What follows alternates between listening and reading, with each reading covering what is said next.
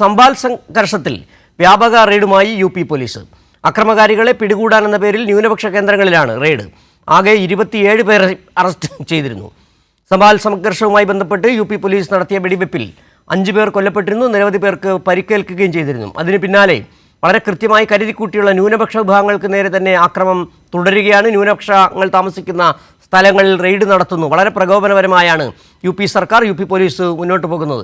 അതിൽ തന്നെയാണ് വലിയ പ്രതിഷേധം. യു.പിയിൽ മാത്രമല്ല, പാർലമെന്റിലടക്കം വലിയ തരത്തിൽ പ്രതിഷേധങ്ങൾ ഉയരുകയാണ്. ഇപ്പോൾ അബ്ദുൾ റഷീദ് ചേരുകയാണ്. അബ്ദുൾ റഷീദ്, നിലവിൽ വീണ്ടും പ്രകോപനം തന്നെയാണ് യു.പി. സർക്കാരിന്, യു.പി. പോലീസിന്റെ നിലപാട്. വളരെ കൃത്യമായ ഒരു വർഗീയ ചേരിതിരിവിന് ഭരണകൂടം തന്നെ നേതൃത്വം കൊടുക്കുന്ന കാഴ്ച സംഭാലിൽ കാണാൻ കഴിയുന്നു.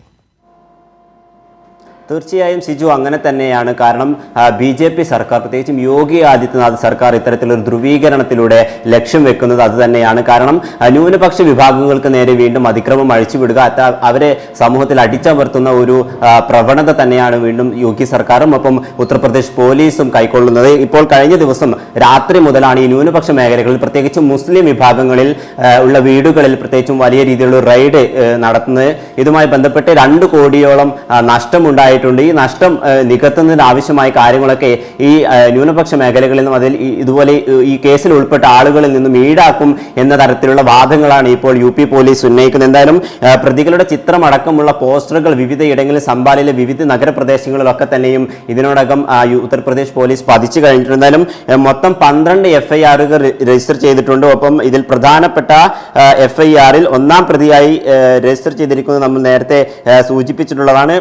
SP അഥവാ സമാജ്വാദി പാർട്ടി MP ആയിട്ടുള്ള സിയാവുൽ ഉമർ റഹ്മാൻ ബർക്കിയാണ്. ഇദ്ദേഹത്തോട് അടുത്ത ദിവസം തന്നെ ചോദ്യം ചെയ്യലിനുമായി ബന്ധപ്പെട്ട ആവശ്യങ്ങൾക്ക് വേണ്ടി ഹാജരാകാനും ഉത്തർപ്രദേശ് പോലീസ് കഴിഞ്ഞ ദിവസം നോട്ടീസ് നൽകി. ഇത്തരത്തിൽ ന്യൂനപക്ഷ മേഖലയിൽ വലിയ രീതിയിലുള്ള ഭിന്നിപ്പ് ഉണ്ടാക്കുക എന്ന് തന്നെയാണ് ഇപ്പോൾ BJPയുടെ ലക്ഷ്യം. പ്രത്യേകിച്ചും നമുക്കറിയാം, സംഭലിലെ ഒരു സാമൂഹിക ഘടന എന്ന് പറയുന്നത് ഏറ്റവും കൂടുതൽ മുസ്ലിം വിഭാഗങ്ങൾ തിങ്ങി പാർക്കുന്ന ഒരു ഏരിയ കൂടിയാണ്. പ്രത്യേകിച്ചും BJPക്ക് വലിയ രീതിയിലുള്ള ഒരു മുന്നേറ്റം കൊണ്ടുവരാൻ അവിടെ സാധിച്ചിട്ടില്ല. കാരണം ഈ സമാജ്വാദി പാർട്ടിക്കാണ് എപ്പോഴും അവിടെ മുന്നേറ്റമുള്ളത്. കാരണം ഈ 2014 കണക്കൊഴിച്ച് ബാക്കി 1998 മുതൽ ഇങ്ങോട്ടുള്ള എല്ലാ തെരഞ്ഞെടുപ്പുകളിലും സമാജ്വാദി പാർട്ടിയാണ് അവിടെ വിജയിച്ചു വന്നിട്ടുള്ളത്. ഇത്തരത്തിൽ ഈ സമാജ്വാദി പാർട്ടിയെ പിന്തുണക്കുന്ന 9 ലക്ഷം വോട്ടർമാരാണ് ഈ സംഭലിൽ മാത്രമുള്ളത്. 9 ലക്ഷം മുസ്ലിം വോട്ടുകളാണ് ഈ സംഭലിലുള്ളത്. അപ്പോൾ ഈ മുസ്ലിം വോട്ടുകളെ ഭിന്നിപ്പിക്കുക എന്നൊരു തന്ത്രം തന്നെയാണ് BJP ഇപ്പോൾ ഉത്തർപ്രദേശിലും പ്രത്യേകിച്ച് സംഭലിലും